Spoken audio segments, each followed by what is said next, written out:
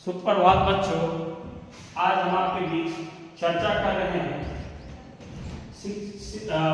Vocationalisation of education, शिक्षा का व्यवसायीकरण। ये हम आप भली भांति जानते हैं कि शिक्षा जो है व्यवसायीकरण के रूप में हम आपके मस्तिष्क में एक अपनी गहरी छाप छोड़ता है, और गहरी छाप छोड़ने के पीछे उसका कारण होता है कि जब तक हम आप व्यवसाय के रूप में लेते रहेंगे तब तक शिक्षा का व्यापार ही होता रहेगा, और जब तक शिक्षा का व्यापार होता रहेगा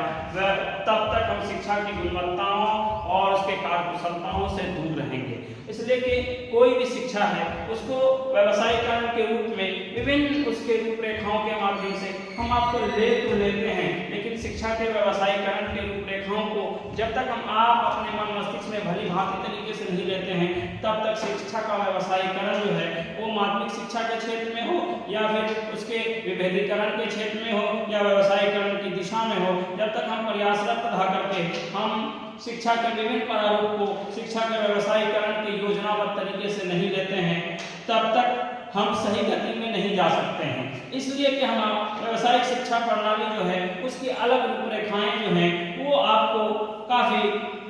महत्वपूर्ण और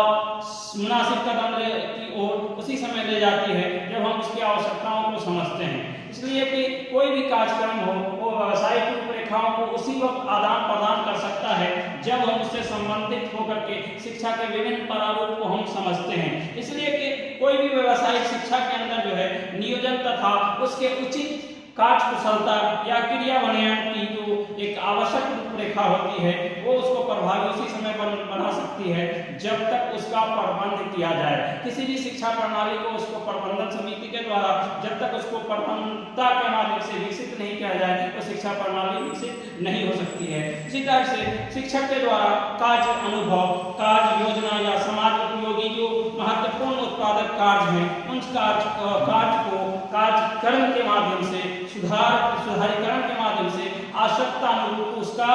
आदान प्रदान किया जाना। व्यावसायिक शिक्षा को आज के समय में या फिर कार्यक्रम को प्रशिक्षण